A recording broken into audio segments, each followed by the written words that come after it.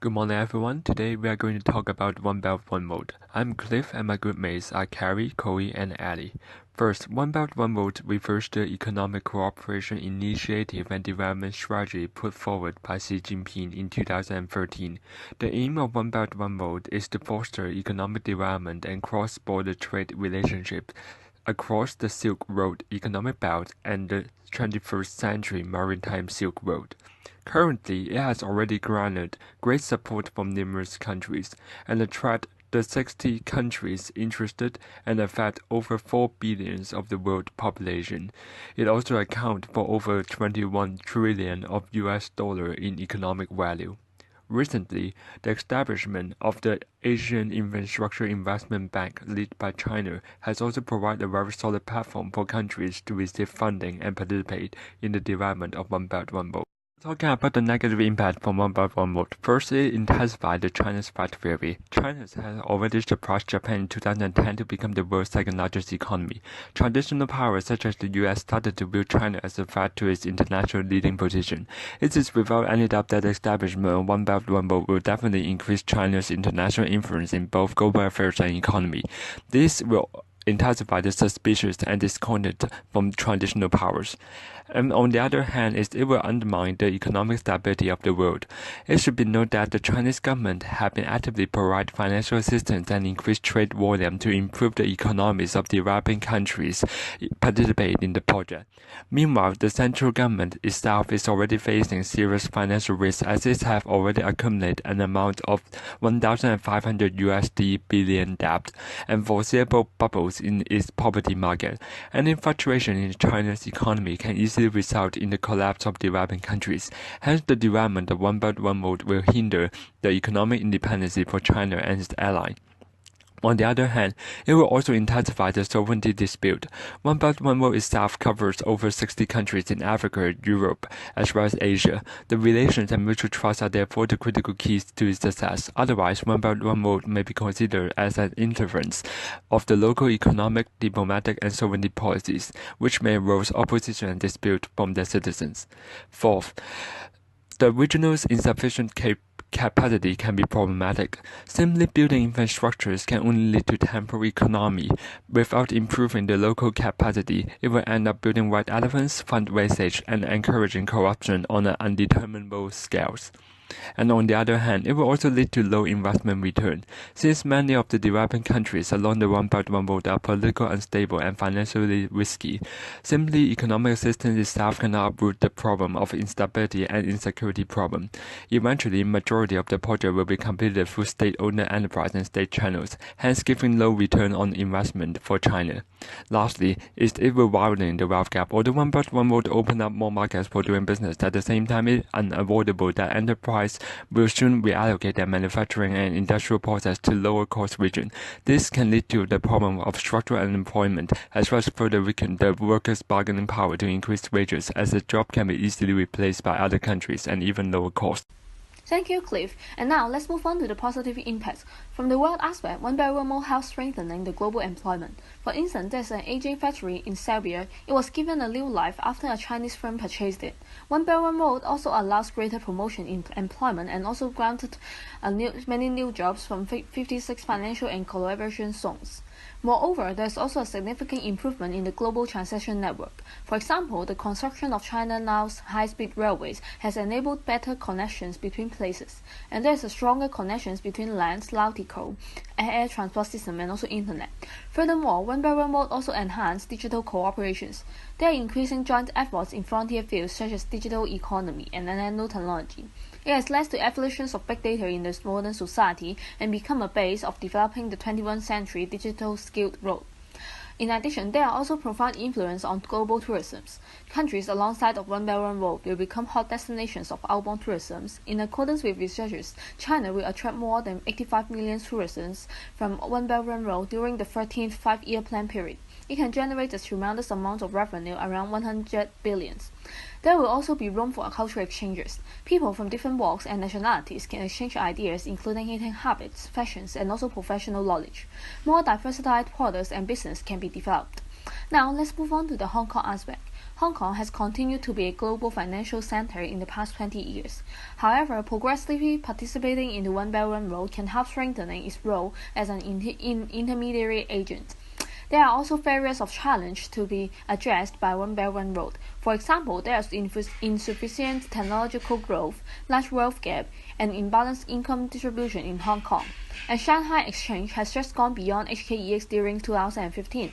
These are all challenges currently facing by Hong Kong. With participation into One Belt One Road, Hong Kong can seize critical opportunity because of its excellent geographic locations, as there are increasing Chinese enterprises want to go global, and most of them have insufficient foreign investment experience. Hong Kong can provide them with professional talents and also stabilize trading market. Besides, Chinese yuan has not yet become a freely tradable currency. According to the researchers, many Asian developing countries need over 1.7 trillion of money for construction till 2030. There are more than 70 transaction banks IPO in HK and also HKSE. They have the unique advantage to offer these funds to those companies. And now let's move on to a case study. With One Belt One Road, there's a structural shift in manufacturing and trading industry in China to other developing countries. As the country labor cost has kept rising in China, it is almost 4 times of those in Bangladesh and also Cambodia. Many of this low-end manufacturing industry has moved to Southeast and also South Asia. At the same time, China aimed at moving up the manufacturing value chain to command a greater share in high-end manufacturing trade. Regarding to the World Bank, exports from China has risen from 65% to 70%, and supply of high-end products has greatly increased. These are all the positive impacts that One Belt One Road can bring. And now I will pass to Chloe for negative impacts. Thank you, Carrie.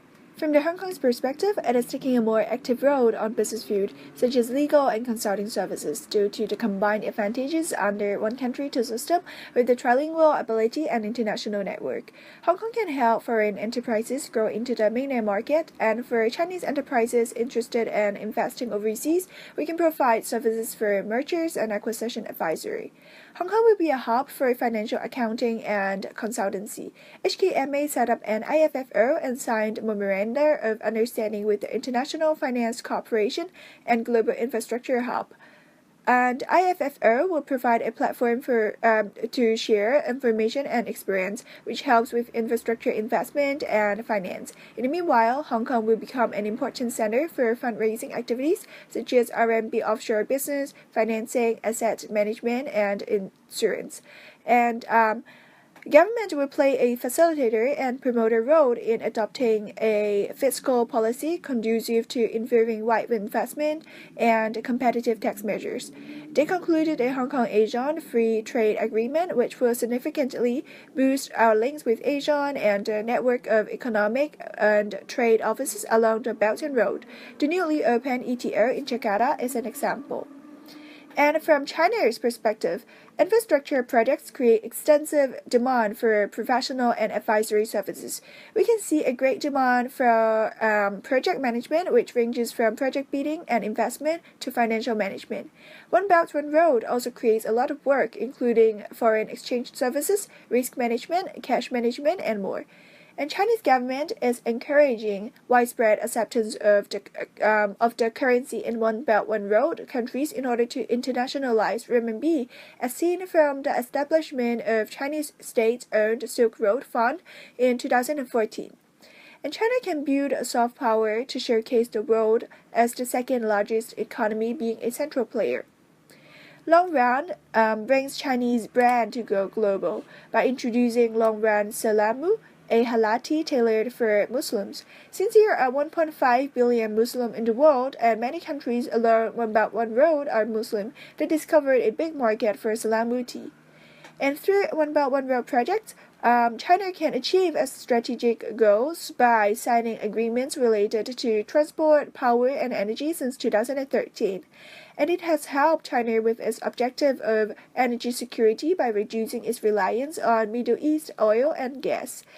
And from the participating countries' perspective, investment boosts economic growth in Asian countries, and the investment contribution benefits from Japan supporting the infrastructure development in the neighboring countries will yield a win-win situation where Japan can see returns in the future. While the benefits and opportunities may seem clear, there remain a number of risks that threaten the success of One Belt, One Road. Political risks such as government turnover, protectionist or anti-trade movements, and lobbying by environmental groups all are threats to large-scale infrastructure development. These can cause costly and untimely delays to OBOR projects. Many of the countries along the Belt and Road in the Middle East, Africa, and elsewhere are unstable and might lack the power to overcome these political threats. There are also credit risks related to the financing of OBOR projects. China has been criticized for making low-grade investments in attempts to increase its influence on the countries it loans to. They already hold bad debt from Venezuela and could hold even more if less developed countries continue to struggle to pay back their liabilities. Additionally, there are concerns over the governance structure of the Asia Infrastructure Investment Bank. Western countries have criticized China's disproportionate control over the bank and worry that they will put their interests before those of other countries. The US and Japan have been critical of the AIIB and have abstained from investing in the bank, creating competing spheres of influence in the region. There are also risks when it comes to overseeing law and criminal activity threats in the initiative. Bribery to win government contracts is a major concern. It is estimated that criminal business in Asia exceeds $100 billion yearly. There are also issues when it comes to the use of child labor, minimum wage, and other humanitarian concerns. China has not laid out a comprehensive plan for how it will regulate and deal with these issues. However, it has stated that it will not knowingly participate in immoral business deals. Overall, the Belt and Road Initiative is likely to have extensive positive effects on the Eurasian continent. Infrastructure development in OBOR countries will facilitate trade growth and strengthen the ties of China and Hong Kong with the outside world. The ability of China to mitigate political, financial, and legal risks will be a major determinant in the success of One Belt, One Road. If they can avoid these threats, China will greatly increase its power in the region and as a global leader.